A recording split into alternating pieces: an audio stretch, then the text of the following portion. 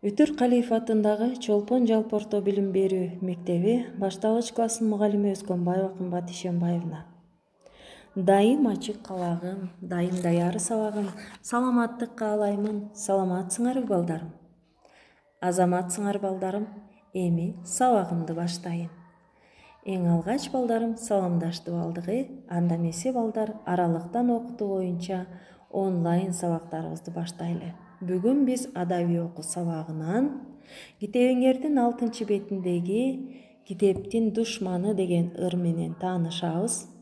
Анда эмесе мени менен биргеликте кунт коюп угабыз. Бул китептин душманы деген ырдын автору Алыкул Осмонов. Кыргыз элинде аттын кашкасындай тааныбал болгон акын, лирик.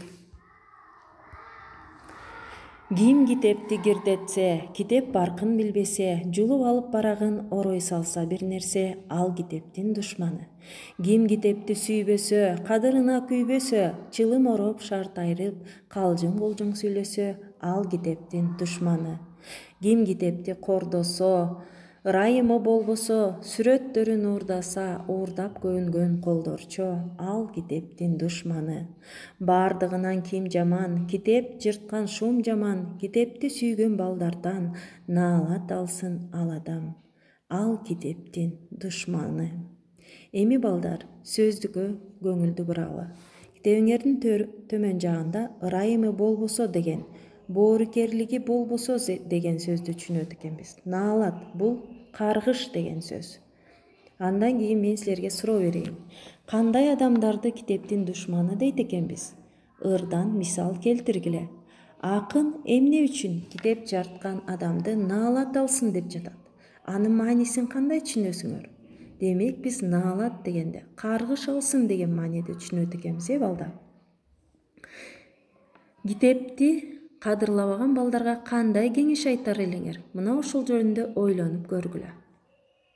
Андан кийин Мекеним алтын турагым деген бөлүмдөн Ала тоо ата журтубуз деген чыгарма менен таанышабыз. Мен менен биргеликте кунт коюп, колуңарды сөймөң менен сүйлөмдү биргеликте окуйбуз, үн чыгарып, көркөмдүү кылып. Ала тоо ата журтубуз. Ата журт дегенде биз ата конуш, туулуп өскөн жер, ата мекен сыяктуу түшүнүктөрдү билебиз. Ал эзелтеден ата-бабаларыбыз жашап өткөн жерди туюндурат. Мамлекет үй-бүлөдөн куралган сымал ата журтта ар бир адамдын туулуп өскөн жеринен, башкача айтканда кичи ата мекенинен түзүлөт. Ар бириңер өз жериңердин чырпыгын ат кылып минип, түркүн гүлдөрүн терип, көпөлөгөн кууп чоңоюп жатасыңар. Көйкөлгөн көк шиберине оонап, түркүн куштардын куулжута сайраганына кулак төшөп курсант болосуңар. Тоо токоюна, ташына, жылдыздуу асманына суктанасыңар. Туулган жердин кымбаттыгын, асылдыгын айтып түгөтө албайсыңар. Туулган жердин топурагы алтын деп бекеринен айтылбаса керек. Ата конуш аталганы сенин атаң да ошол жерден агарып көгөргөн. Ата жолун баласы улантат. Ошентип муундардын өз ара байланышы үзүлбөйт. Кыргызстанды Орто Азиядагы эң байыркы элдерден деп жүрөт. Аны тарыхтагы маалыматтар, далилдер ырастап келет. Ошол байыркы баатыр кыргыз элинин ыйык журту, аскасы асман тиреген касиеттүү Ала тоо, ак мөңгүлүү Ала тообуз көзгө сүйкүм, жүрөккө кымбат. Эзелтеден эле Ала тоого көз арткан душман көп болгон.